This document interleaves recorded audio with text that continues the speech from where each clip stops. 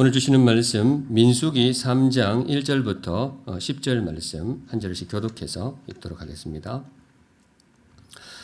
여호와께서 시내산에서 모세와 말씀하실 때에 아론과 모세가 낳은 자는 이러하니라. 아론의 아들들의 이름은 이러하니 장자는 나답이요 다음은 아비후와 엘르아살과 이다말이니. 이는 아론의 아들들의 이름이며 그들은 기름 부음을 받고 거룩하게 구별되어 제사장 직분을 위임받은 제사장들이라. 나답과 아비후는 시내 광야에서 여호와 앞에 다른 불을 들이다가 여호와 앞에서 죽어 자식이 없었으며 엘르아살과 이다말이 그의 아버지 아론 앞에서 제사장의 직분을 행하였더라. 여호와께서 또 모세에게 말씀하여 이르시되 레위 지파는 나아가 제사장 아론 앞에 서서 그에게 시종하게 하라. 그들이 해막 앞에서 아론의 직무와 온 회중의 직무를 위하여 해막에서 시무하되 곧 해막의 모든 기구를 맡아 지키며 이스라엘 자손의 직무를 위하여 성막에서 시무할지니 너는 레위인을 아론과 그의 아들들에게 맡기라. 그들은 이스라엘 자손 중에서 아론에게 온전히 맡겨진 자들이니라. 너는 아론과 그의 아들들을 세워 제사장 직무를 행하게 하라. 외인이 가까이 하면 죽임을 당할 것이니라. 아멘. 오늘은 이 말씀으로 주님 주시는 교훈을 함께 받겠습니다. 오늘의 말씀은 예배입니다. 제가 설교 제목을 광야에서도 예배하라 이렇게 잡았는데요.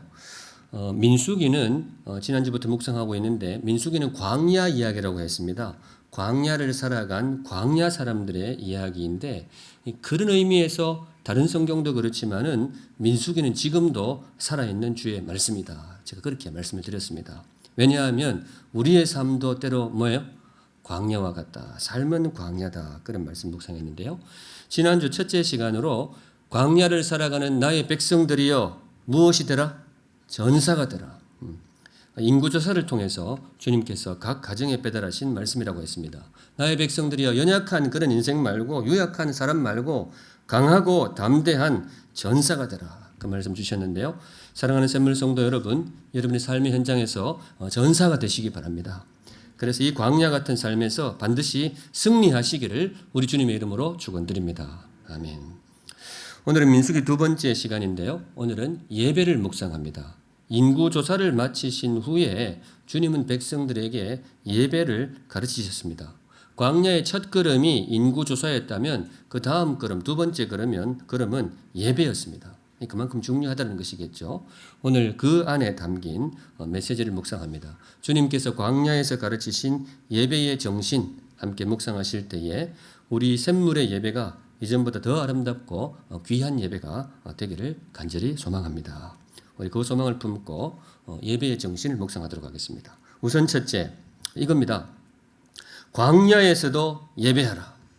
주님께서 가르쳐주신 예배의 정신 첫 번째가 이거예요. 어디에서도? 광야에서도. 평탄한 길에서도 예배하지만은 광야에서도 예배하라. 삶이 평안할 때에도 주님을 예배하지만은 때로 삶이 거칠고 삶이 메마르고 그래서 광야를 지날 때에도 그때에도 어김없이 주님을 예배하라. 주께서 가르치신 예배의 정신 넘버 원입니다. 성도 여러분, 광야에서도 예배하시기 바랍니다. 그게 진짜 예배입니다. 살다 보면 예배를 소홀히 하고플 때가 가끔 있습니다.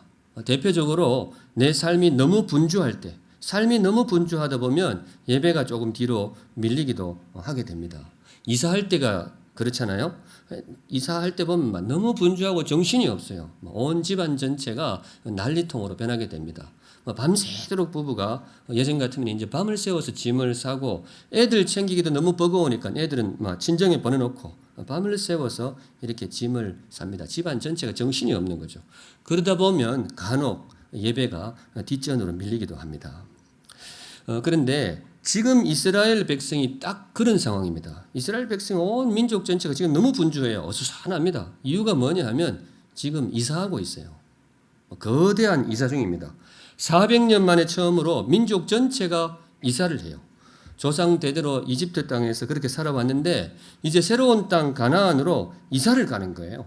요즘처럼 무슨 포장이사가 있는 것도 아니고 그냥 바리바리 급하게 그냥 짐 싸들고 나왔어요. 등에는 애 업고 양손에는 뭐 가득 짐을 들고 남자들은 짐승 끌고 수레 끌고 이래가지고 뭐 온 가족이 온 민족이 정신없이 그냥 광야로 나온 거예요. 이사를 가려고. 게다가 이사 가는 거리도 가깝지가 않아요. 바로 옆 동네로 이사 가는 게 아니고 수백 킬로 떨어진 아예 다른 나라로 이민을 가고 있는 거예요. 400년 만에 처음으로 민족 대이민을 가고 있는 거예요. 그러니까 얼마나 정신이 없겠어요. 난리도 이런 난리가 없어요. 오늘 본문이 그런 상황입니다. 그런데 성도 여러분 눈여겨볼 대목이 뭔가 하면 주님이 하필 이때 예배를 가르치세요. 다른 때가 아니고 하필 이럴 때 정신없이 온 민족이 그냥 난리예요. 난리. 이사한다고 난리예요. 그 와중에 주님이 제사장을 세우고 그 와중에 주님이 제사 절차를 가르치고 이 예배를 가르치는 거예요. 성도 여러분, 이유가 뭘까요? 왜 하필 이때 가르칠까요? 나중에 가르쳐도 되잖아요. 나중에 가나안 땅에 들어가가지고 도착해가지고 이삿짐 풀고 정착하고 삶이 좀 안정된 뒤에 백성들아 모이라 예배를 배워야 되겠다. 그럴 때 가르치면 되잖아요. 그러면 쉽고 효율적이란 말이죠. 그런데 우리 하나님 그렇게 안 합니다. 제일 분주하고 제일 정신없는 광야의 이삭길 한가운데 예배를 가르쳐요. 성도 여러분 이유가 뭘까요? 이유인즉 참된 예배를 가르치기 위해서 진정한 예배의 정신을 백성들에게 뼛속 깊이 가르치기 위해서 그래서 사랑하는 당신의 백성들에게 진짜 예배를 선물해 주시기 위해서 그래서 주님은 하필 이 정신없는 광야에서 예배를 가르칩니다. 그게 뭐냐? 광야에서도 예배하라 이거예요. 분주함으로 예배를 핑계하지 말라. 이게 진짜 예배라는 거예요. 사랑하는 샘물 성도 여러분, 참된 예배자가 되기를 바라십니까? 그렇다면 광야에서도 예배하세요. 내 삶이 제일 분주할 때, 이것저것 정신이 없을 때, 그래서 이번 한 주 동안은 좀 막 예배를 좀 쉬어야 되겠다. 그런 생각이 물씬 들어올 때, 그게 분주함의 광야잖아요. 그런데 진짜 예배는 그때도 뭐예요? 그때도 어김없이 예배의 자리를 지키는 것. 그게 진정한 예배이고 바로 그 예배에 주님께서 함께 하실 것입니다. 광야에서도 예배하라. 우리 샘물의 예배는 그런 예배가 되면 좋겠어요. 광야는 또 사실 단지 분주한 시간만은 아니었습니다. 분주하기도 하지만 광야는 사실 좀 고통스러워요. 고난의 시간이고 아픔의 시간입니다. 민수기를 보면 그래요. 민수기 나중에 이거 살펴보겠지만 민수기 후반부에 가면요. 이스라엘 백성들이 불평하는 장면이 계속 나와요. 불평이 그래 많아요. 배고프다고 불평하고 목마르다고 불평하고 춥다고 불평하고 덥다고 불평하고 막 이것저것 막 불평하다가 나중에는 급기야 무슨 소리가 나오는가 하면 못 살겠다 돌아가자. 어디로? 이집트로 돌아가자. 이렇게 나와요. 참 이거 보면 못난 사람들이죠. 이집트에서 400년 동안 노예로 살던 것을 기껏 해방시켜 주었더니 돌아가자. 이런 불평이 나고 참 못났다는 그런 생각이 많이 듭니다. 그런데요. 민수기 볼 때 그런 생각을 하는데 그런데 성도 여러분 한편 생각하면 그건 너무 나무랄 게 아니에요. 사실이 그랬어요. 불평을 하게도 생겼어요. 이분들이 있는 위치가 어디예요? 광야예요. 정말 먹을 것도 힘들고 마실 것도 부족하고 잠자고 이동하는 것 너무 고달픈 거예요. 인간인지라 너무 고달픈 거예요. 이 광야가 그랬어요. 제일 힘들고 만사가 귀찮고 뭐 하나 제대로 갖추어진 것이 없는 삶에서 제일 거칠고 힘겨운 시간. 이스라엘 백성의 가장 힘겨운 시간이 이 광야 40년이었다고 보시면 틀림이 없어요. 그런데 여기서 다시 한번 우리가 눈여겨볼 것. 주님이 예배를 가르치시는데 하필 어디서 가르치세요? 그 광야에서 가르치세요. 제일 힘들고 입에 자꾸 고달픔에 불평이 나오고 인간인지라 힘들고 드러눕고 만사가 귀찮고 막 이럴 땐 좀 쉬고 싶다. 그런 광야의 한가운데에서 우리 주님이 제사장도 세우고 제사 절차도 가르치고 백성들에게 예배를 하필 그 광야에서 가르칩니다. 이유가 뭘까요? 참된 예배를 가르치기 위해서. 사랑하는 주의 백성들에게 정말로 참된 예배, 진정한 예배를 선물하시기 위해서. 그래서 주님은 하필 그 광야의 고난 속에서 예배를 가르치셨습니다. 사랑하는 샘물 성도 여러분, 참된 예배자를 참된 예배자로 살기를 원하십니까? 진짜 예배를 경험하기를 원하십니까? 그러면요, 아픔 중에도 예배하세요. 아파도 예배하시고 고달파도 예배하세요. 만사가 귀찮고 너무 힘겨울 그때도 예배하세요. 이게 좀 가혹하게 들릴 수 있지만은요, 제가 적어왔어요. 삶의 아픔으로 예배를 핑계하지 마세요. 다음 주에 아무래도 뭔 일이 생길 거예요. 저는 사실 개인적으로 성격이 이런 심한 소리는 잘 못하는데 성경에 그래 되어 있어요. 주님이 가르치신 예배가 그래요. 아파도 예배하고 힘겨워도 예배해야 돼요.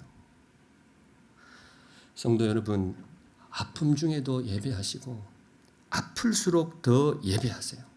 바로 그 예배 중에 주께서 여러분의 아픔을 만져주실 것입니다. 네. 광야에서 가르치신 예배의 정신이 그렇습니다. 그래서 주시는 말씀, 성도 여러분, 코로나 중에도 예배하세요. 우리 한국교회가 일찍이 한 번도 경험해 보지 못한 예배의 위기를 겪고 있습니다. 정말 예배가 힘들고 부담스러운 거예요. 그런데 제가 한 주간 민수기 이 말씀 준비하면서 한번 생각을 해봤어요. 우리 주님이 다시금 우리 시대의 예배를 가르치신다면 언제 가르치실까? 언제 예배를 우리에게 가르쳐 주실까? 드는 생각이 딱 지금일 것이다. 그 생각이 들어요. 딱 지금이 그래요. 전염병으로 우리의 온 삶이 위축이 되고 막연한 두려움도 밀려오고 이게 또 세월이 오래 지속이 되니까 슬슬 짜증도 나요. 딱 보니까 이게 이스라엘 백성의 광야하고 비슷해요. 딱 40년 광야 생활하고 비슷합니다. 주님이 우리 시대에 다시 한번 예배를 가르치신다면 제 판단이 그래요. 이게 틀리지 않았을 거예요. 주님은 필시 이 시간에 예배를 가르치셨을 것입니다. 사랑하는 샘물 성도 여러분, 참된 예배를 경험하기를 바라십니까? 코로나 중에도 예배하세요. 예배를 멈추지 마세요. 상황은 다르고 모양은 달라도 절대로 예배를 멈추지 마세요. 멈추는 예배는 진정한 예배가 아닙니다. 제가 존경하는 친구가, 이 친구 중에도 왜 존경스러운 친구가 있잖아요. 제가 존경하는 친구가 미국에서 목회를 하는데 그 친구 그 교회에 들어가가지고 교회 구호가 이거예요. KCQ는 멈추지 않는다. KCQ가 뭔가 하면 제가 이거 확인을 못 해봤는데 코리안 처치 오브 퀸즈 같아요. 퀸즈 한인교회거든요. 그럼 KCQ 맞겠죠. 이 친구는 교회에도 막 글에 써붙여놨고 SNS 같은 데도 구호가 항상 이거예요. KCQ는 멈추지 않는다. 언제는 또 교회 홍보 영상을 하는데 목사가 막 뛰더라고요. 뛰면서 KCQ는 멈추지 않는다. 제가 볼 때 참 멋있다는 생각은 들더라고요. 근데 저는 따라는 못하겠어요. 그런데 이제 보니까 그 친구의 정신이 뭔가 하면 민수기의 정신이에요. 광야의 정신이에요. 광야에서도 멈추지 않는 예배. 오히려 광야이기 때문에 더욱 정진하는 예배. 저는 샘물의 예배가 그런 예배가 되면 좋겠어요. 전염병이 우리의 삶을 많이 위축시키죠. 그러나 전염병 앞에서도 멈추지 않는 예배. 그게 진짜 샘물이 아닌가 싶어요. 샘물은 멈추지 않는다. 샘물이 멈추면 어떻게 되겠어요? 물이 멈추면 이상하잖아요. 저는 멈추지 않는 이 뜨거운 예배의 열정이 이곳 샘물에서 끊임없이 솟아나시기를 우리 주님의 이름으로 축원합니다. 네, 우리 샘물 예배가 그런 예배가 되었으면 좋겠어요. 바로 그 예배에 주께서 함께 하시고 그 예배를 통해 주께서 우리를 승리하는 삶으로 인도해 주실 것입니다. 한 걸음 더 나아가서 주님이 가르치신 예배의 정신. 두 번째는 중심입니다. 중심. 삶의 중심에 예배를 세우라. 어디에 예배를 세워요? 중심에. 내 삶의 변두리 말고 내 삶의 뒤안길 말고 후미진 곳 말고 예배를 내 삶의 중심에 세우라. 주께서 가르치신 광야의 예배 정신 두 번째입니다. 오늘 본문에서 읽진 않았는데요. 한 장 앞에 2장 2절에 이런 구절이 있어요. 같이 읽어보겠습니다. 2장 2절 시작. 이스라엘 자손은 각각 자기의 진영의 군기와 자기의 조상의 가문의 기호 곁에 진을 치되 해막을 향하여 사방으로 치라. 마지막 부분에 보세요. 백성들이 텐트를 치는데 회막을 향하여 사방으로 치라 그렇게 되어 있어요. 회막은 그때 당시 이제 모세가 하나님을 만나는 예배의 장소였어요. 구약시대 예배의 중심이라고 볼 수 있는데 그 회막을 향하여 사방으로 텐트를 치라. 이게 무슨 말이겠어요? 회막을 이스라엘 진영에 어디다가 세워라? 중심에 세우라는 거예요. 이 메시지가 있어요. 예배를 내 삶의 어디에? 중심에 세우라. 이스라엘 백성이 40년 동안 광야에서 지냈는데 40년 동안 매일 아침 눈을 뜨면 이걸 확인하는 메시지가 있어요. 우리 이스라엘 진영의 제일 중심에 뭐가 있어야 된다? 예배가 있어야 된다. 회막이 거기에 있는 거예요. 사랑하는 샘물 성도 여러분, 진짜 예배를 경험하기를 바라십니까? 여러분의 삶의 중심에 예배를 세우시기 바랍니다. 회막이 이스라엘 진영의 중심에 서 있었듯이 예배를 우리 삶의 중심에 세울 수 있기를 바랍니다. 바로 그 예배에 주께서 임할 것입니다. 내 삶의 변두리 말고 내 삶의 짜투리 땅 말고 내 삶의 중심에. 그게 이제 진짜 예배로 나아가는 통로가 될 것입니다. 실제로 우리 귀한 믿음의 선조들은 그 원리를 그대로 고수하고 지켰습니다. 복음이 힘을 얻어서 교회당을 지을 때에 특별히 청교도들이 신대륙으로 건너가서 이제 새로운 나라를 건설했단 말이죠. 청교도들이. 그런데 뭐 신대륙 건너가면 거긴 길도 없고 아무것도 없어요. 허벌판에 그냥 세우는데 자기 원하는 대로 지면 펜싱을 할 수 있어요. 여기다가 뭘 세우고 하는데 그분들이 지켰던 마을을 건설할 때 제1원칙이 있습니다. 마을 제일 한가운데 제일 돋보이는 자리에 뭘 세워요? 교회를 세웠습니다. 그것도 조금 언덕바지에 온 동네가 다 보이는 곳에 교회를 세웠어요. 첨탑도 조금 높이 해가지고 온 마을에서 다 보일 수 있도록. 이게 무슨 의미이겠어요? 예배를 내 삶의 뭐예요? 중심에 세워야 된다.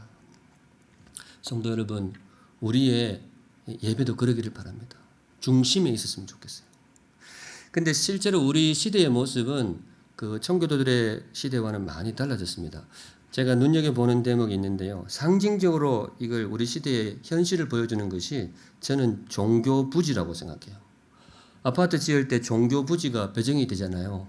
주로 보통 어디다가 배정을 하게 되죠? 아파트 한가운데다 합니까? 아닙니다. 제일 구석에, 제일 짜투리 땅에 아파트 막 짓다가 도저히 여기는 아파트 못 지을 때 거기다 줄줄 꺼가지고 여기다 종교 부지. 그러다 보니까 모양도 직사각형이 잘 안 나오는 경우가 많아요. 사다리꼴 이렇게 막 나오고 그렇습니다. 근데 사실 뭐 어찌 보면 당연하죠. 우리나라가 기독교 국가도 아니고 그 건설하시는 분이 알짜배기 한가운데를 교회에 내어줄 이유가 없죠. 그러다 보니까 대체로 이제 구석진 곳, 약간 후미진 곳에 교회 부지가 할당이 되고 거기다가 교회당을 짓게 되는데 뭐 그거야 어쩌겠어요. 거기에 우리가 주어진 현실이 그렇습니다. 그런데 문제는 종교 부지는 그렇다 치더라도 종교 부지 위치는 그렇다 치더라도 우리의 마음속에 예배의 자리마저 그 종교 부지처럼 변두리 기퉁이로 몰린다면 그거는 곤란한 거죠. 교회당 부지가 밀리는 거에 어떡하겠어요? 이 사회에서 어떡하겠어요? 그런데 우리의 예배마저 우리 삶의 변두리로 내몰린다면 그건 사실상 예배의 상실입니다. 그건 예배를 잃어버린 거예요. 왜냐? 진정한 예배는 주님을 나의 주님으로 모셔드리는 그런 예배는 내 삶의 중심에 있어야 되거든요. 그게 진짜 예배란 말이죠. 저는 그런 의미에서 우리 샘물교회가 참 좋아요. 샘물교회 자리가 참 명당이에요. 명당. 이게 왜 그런가 하면 이게 원래 뭐 하던 데였어요? 쇼핑센터였거든요. 쇼핑센터. 자본주의 사회에서 쇼핑이 삶의 중심이잖아요. 제일 좋은 터에 있단 말이죠. 그런데 그거를 이렇게 리모델링 해가지고 예배초소를 만들었는데 주님의 섭리라고 믿습니다. 예배가 우리 삶에 어떤 자리를 차지해야 하는지 이걸 상징적으로 보여주고 있어요. 예배가 우리 삶의 어디에? 중심에 있는 거예요. 바라기는 우리 샘물의 교회당만 그런 것이 아니고 우리의 예배, 샘물의 예배도 저와 여러분의 삶의 중심에 서 있기를 우리 주님의 이름으로 축원드립니다. 네, 그 예배가 정말로 살아계신 하나님을 모시는 진짜 예배가 될 것입니다. 예배는 그럴 만한 가치가 있습니다. 예배는 그럴 만해요. 다른 건 몰라도 정말 예배는 우리 삶의 중심에 세울 만합니다.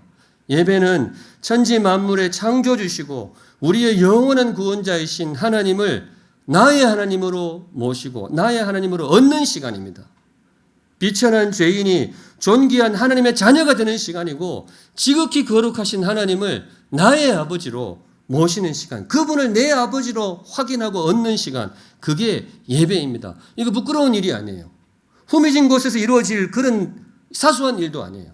정말 내 삶의 중심에서 이루어져야 될 보석처럼 귀한 우리 삶의 일이라고 믿습니다. 진실을 말하건대 우리 삶의 가장 존귀하고 소중한 시간이 예배라고 믿습니다. 그런 의미에서 사랑하는 샘물 성도 여러분, 저와 여러분의 삶의 중심에 예배가 있기를 바랍니다. 진짜 우리 삶의 중심에 예배가 세워져 있기를 바랍니다. 바로 그 예배에 살아계신 하나님이 임재하실 것이고 바로 그 예배를 통해 이 척박한 광야의 삶을 이겨낼 이 힘이, 하나님의 힘이 공급될 것입니다. 그런 의미에서 제가 이 말씀도 드리고 싶어요. 사랑하는 샘물 성도 여러분, 이제부터 모이는 예배에 힘을 쏟아주시기 바랍니다. 제가 많이 고심했습니다. 영상으로 예배하시는 분들도 많이 계신데요. 이제부터는 제가 모이는 예배로 여러분들을 초대하려고 합니다. 물론 사정이 있는 분들이 있다는 걸 잘 압니다. 일반화할 수는 없어요. 건강상의 문제라든지 또 직업적인 특성으로 이 도무지 이제 모이는 예배에 그게 못 가게 하는 그런 경우도 있다고 들었어요. 그거는 지켜야 된다고 생각합니다. 사회적으로 우리 그렇게 할 때는 그 부분에 대해서는 지켜드리는 것이 이 성도의 품이라고 믿습니다. 그런데 그런 분들 외에는 이제 모이는 예배에 힘을 쏟아주시기 바랍니다. 그게 진짜 예배라고 믿어요. 예배는 부담을 이겨야 됩니다.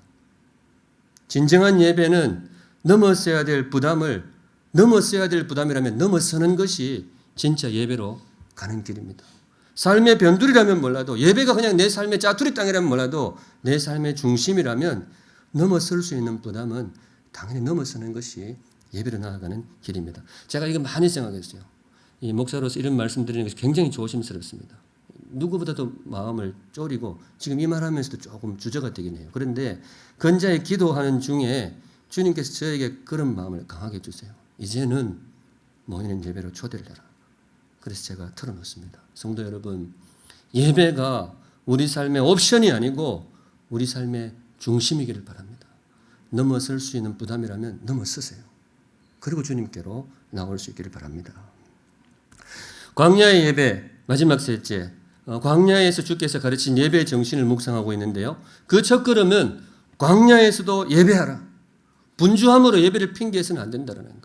조금 아픔을 예배로 핑계해서는 안 돼요. 상황을 이겨내는 그런 믿음의 용기가 필요합니다. 두 번째는 예배를 내 삶의 어디에? 중심에 세우라고 말씀하세요. 예배는 그럴만 하거든요. 하나님을 모시는 시간이기 때문에 그렇습니다. 마지막 세 번째, 진정한 예배로 걸어가는 마지막 세 번째 원리는 순종입니다. 사랑하는 샘물 성도 여러분, 진짜 예배를 경험하기를 바라십니까? 그러면 예배하되 순종하는 마음으로 예배하세요. 내 생각도 좋고 내 판단도 좋은데 주의 말씀에 순종하는, 겸손히 순종하는 마음으로 주님 앞에 엎드리시기 바랍니다. 그 예배에 진짜 주님이 임재하실 것입니다. 4절 함께 보겠습니다. 4절 한 목소리 읽을게요. 시작. 나답과 아비후는 시내 광야에서 여호와 앞에 다른 불을 들이다가 여호와 앞에서 죽어 자식이 없었으며 엘르아살과 이다말이 그의 아버지 아론 앞에서 제사장의 직분을 행하였더라. 이 나답과 아비후로 하는 그 제사장의 이야기인데요. 예배 중에 이 사람들이 죽임을 당합니다. 사고가 아니고 하나님의 형벌로서 죽임을 당해요. 이유가 뭐냐? 예배 중에 다른 불을 사용했기 때문에. 구약시대 예배는 지금 우리하고 좀 형식이 달라가지고 짐승을 잡아서 불에 태워서 드리는 그런 번제 형식으로 많이 드렸는데요. 그러다 보니까 이 제사 지낼 때 불이 꼭 필요했어요. 그런데 하나님이 지정해 주셨어요. 이 불을 가지고 사용하여라. 그런데 평소에는 잘 하다가 이날 이 나답과 아비후 제사장들이 무슨 일인지 그 지정된 불이 아니고 다른 불 그냥 대충 가져가서 제사를 드렸던 것 같아요. 바로 그때 주님이 이 사람들을 죽음으로 다스리십니다. 아마 굉장히 놀랐을 거예요. 예배 한참 드리고 있는데 사람이 쓰러져서 죽임을 당한 거. 제가 막 설교하고 있다 쓰러지면 얼마나 다들 놀라시겠어요. 실제로 그런 일이 이스라엘 백성에게 벌어졌던 것입니다. 근데 제가 이제 이 장면을 읽으면서 드는 생각이 꼭 하나님이 이러셔야 했을까? 꼭 이런 식으로 다스려야 했을까? 너무 과하지 않은가? 이분들이 뭐 예배를 안 드린 것도 아니고 뭐 예배를 어떻게 의도적으로 방해를 한 것도 아니고 그냥 불을 이렇게 잠시 바꿔서 어쨌든 예배를 드렸는데 그걸 꼭 사람이 죽어야 할 그런 사안이었을까? 인간적으로 그런 생각이 드는 거예요. 제가 신약 성경 읽다가도 그런 생각 든 적이 있었는데 사도행전에 보시면 아나니아와 삽비라 부부가 죽임을 당하는 경우가 있습니다. 이분들도 좀 떠오르고 여하튼 그런 생각이 들어요.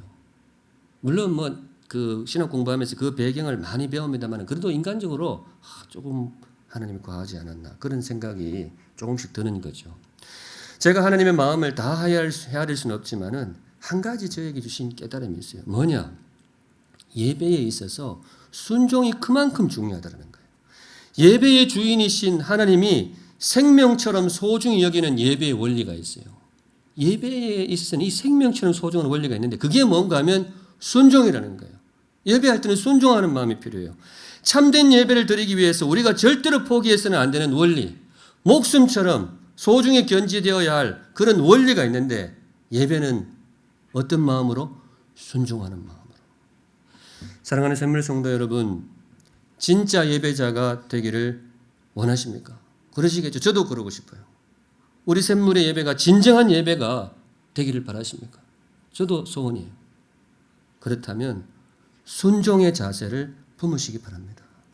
예배에 임하실 때에 내 생각 내려놓고 내 편리함도 좀 내려놓고 때로는 내 상식도 좀 내려놓고 그저 주시는 말씀에 순종하시고 어떤 면에서는 교회를 통해서 정해진 그런 일에 겸손히 순종하는 마음으로 예배에 나오시기 바랍니다. 바로 그 예배에 살아계신 하나님이 임재할 것입니다. 이 하나님이 정하신 불이라고 했는데 이 불이 무슨 특별한 불이 아니에요. 나답과 아비후가 놓쳤던 그 불, 하나님이 정하신 불이 무슨 기이한 불이 아니에요. 다른 불들은 뭐 불꽃이 빨간색인데 하나님이 정하신 불은 요즘 가스레인지 불처럼 뭐 파란 불이냐? 아닙니다. 똑같아요. 여느 불하고 똑같아요. 그런데 왜 꼭 그 불로 제사를 드려야 되느냐? 다른 불도 좋은 거 많은데 화력 좋은 거 많은데 왜 하필 그 불을 가지고 해야 되느냐? 다른 이유 없어요. 하나님이 정하신 불이기 때문에 그렇습니다. 하나님이 지정해 주신 불이기 때문에 그래요. 창세기에 나오는 선악과 그 과일이 뭐 특별하게 생긴 게 아니에요. 특별하게 유난히 무슨 신비한 과일이 아닙니다. 왜 그 과일을 먹으면 안 되느냐? 다른 이유가 없어요. 하나님이 정하신 과일. 하나님의 영역으로 주께서 금지하신 과일이기 때문에 그걸 지켜드리는 것이 하나님을 모시는 예법입니다. 이것도 마찬가지예요. 나답과 아비후 그 불이 잘못된 것이 아니고 이분들의 마음이 잘못된 거예요. 이런 마음으로는 예배를 드릴 수가 없어요. 성경에 이렇게 나와 있죠. 순종이 예배보다 낫고. 제가 그대로 읽어드렸어요. 원문은 그렇습니다. 순종이 제사보다 낫고. 구약시대는 제사가 예배였잖아요. 하나님께서 우리의 언어로 번역해 주시면 이렇게 되는 거예요. 순종이 예배보다 낫고 순종하는 것이 풍성한 헌물보다 나으니라. 물론 예배에 있어서 정성이 너무나 중요하죠. 헌물이 참 중요합니다. 그런데 주님께서 예배의 제일 기초로 우리에게 요구하신 것은 뭔가 하면 순종입니다. 예배할 때는 순종하는 마음으로. 그런 의미에서 저는 그렇게 생각해요. 예배는 조금 불편한 것도 좋아요. 성도 여러분, 샘물 의자가 좀 불편하십니까? 그건 할 수 있으면 바꾸겠습니다. 근데 제가 앉아보니 그리 불편하지는 않더라고요. 예배는 조금 불편한 것도 괜찮아요. 다른 세상 일은 편리할수록 좋아요. 운전하는 것도 편리해야 되고 이제 뭐 주차도 손 떼고 할 수 있다 그러잖아요. 주차도 편리해야 되고 쇼핑할 때도 동선도 편리해야 되고 컴퓨터, 스마트폰 이런 것들은 다 편리할수록 좋아요. 편리함이 중요한 가치입니다. 그런데 예배는 조금 다릅니다. 성도 여러분, 예배는 조금 불편한 것도 좋아요. 왜냐? 예배는 순종이기 때문에 그렇습니다. 순종이 우리에게 때로 좀 불편하거든요. 내 생각을 내려놓아야 되고 내 편리한 것 좀 내려놓아야 되는데 사실은 거기에 진짜 예배가 임하게 됩니다. 성도 여러분, 혹시 조금 불편한 거 있더라도 겸손히 그냥 순종하시기 바랍니다. 물론 우리가 일하는 사람으로서 최대한 살펴보고 바꾸고 그렇게 하겠죠. 그런데 예배의 기본 정신은 순종입니다. 나답과 아비후가 그걸 놓쳤어요. 다른 불을 드렸다고 했는데 이걸 제가 생각할 땐 그냥 편리한 불을 했던 것 같아요. 뭐 꼭 저까지 가가지고 저 불 꼭 가져와야 되냐. 옆에 화력 좋은 불이 있는데 막 오늘은 이걸로 쓰지. 그거 한 거예요. 불이 잘못된 게 아니고 그 마음이 잘못되었어요. 예배할 때는 순종하는 마음으로. 10절도 한번 읽어보실까요? 오늘 본문 마지막 절이었죠. 10절 같이 읽습니다. 시작. 너는 아론과 그의 아들들을 세워 제사장 직무를 행하게 하라. 외인이 가까이 하면 죽임을 당할 것이니라. 오늘 본문에 죽는 이야기 자꾸 나와요. 나답과 아비후는 불 잘못했다가 죽임을 당했고요. 하나님 백성들에게는 10절에 경고하시는데 하나님이 세우신 제사장들 있잖아요. 아론과 그의 아들들 제사장 직무를 하게 했는데 이 지정된 사람들 외에 다른 사람이 가까이 하면 어떻게 될 것이라고요? 죽임을 당할 것이다. 이게 무슨 말이냐 하면 하나님이 지정하신 사람이 예배를 집례하게 하는 거예요. 하나님이 지정하신 불을 가지고 하나님이 지정하신 사람에게 그걸 집례하게 하라. 여기에 어떤 실천적인 의미가 들어있는데요. 성도 여러분, 제가 지금 샘머리 와서 한 1년 13개월째 예배를 집례하고 있습니다. 제가 좀 마음에 드십니까? 대답을 안 해주시면 다음 설교로 못 나가는데 제가 설교할 때 좀 은혜가 되십니까? 너무 반응이 크게 나오는데 혹시 그런 생각은 안 드세요? 내한테 시키면 10배는 잘할 수 있는데 그런 생각 안 드세요? 또 한 가지요. 오늘 박성규 장로님 기도가 좀 은혜로웠습니까? 예. 또 속으로 그런 생각하신 분 없으셔서 내보고 시키면 훨씬 더 은혜롭게 잘할 수 있는데 물론 그럴 수도 있겠죠. 뭐 그러시면 좋겠어요. 목사보다 여러분들이 하실 때 훨씬 더 은혜로운 설교가 나가고 장로님들보다 다른 사람들이 기도할 때 훨씬 더 감동을 받고 실제로 그럴 수도 있단 말이죠. 그런데 성도 여러분, 설령 그렇다 하더라도 부족하지만은 저의 설교에 겸손히 귀를 기울이셔야 됩니다. 우리 장로님도 최선을 다해서 기도문을 작성을 하시는데요. 그 기도에 마음을 여셔야 돼요. 그게 예배입니다. 혹시 제가 부족하면 그거는 하나님이 저를 문책하실 것이고 우리 장로님들 정말 열심히 기도문 준비하시는데 그 기도가 잘못된 거면 하나님 그분들을 문책하실 거예요. 그런데 예배의 승패는 꼭 크게 달린 게 아니에요. 예배의 승패는 꼭 무슨 탁월한 설교 꼭 크게 달린 게 아니에요. 예배의 기본 베이스는 순종입니다. 하나님께 겸손히 마음을 여는 순종. 예배가 그런 거예요. 예배는 겸손이고 심지어 구약시대에 가르쳐주신 예배 정신이 뭔가 하면요. 예배는 자기 죽음입니다.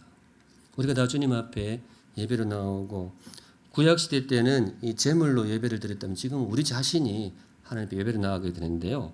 구약시대에 그 제사 제물 드릴 때 제물이 되는 제일 조건이 뭐였을까요? 그때는 소도 제물로 드리고 양도 드리고 했는데 어떤 제물이 될 수 있었을까? 살이 통통한 거 아니면 질병이 없는 거 그것도 중요해요. 근데 제일 중요한 건 뭔가 하면 제물이 뭐예요?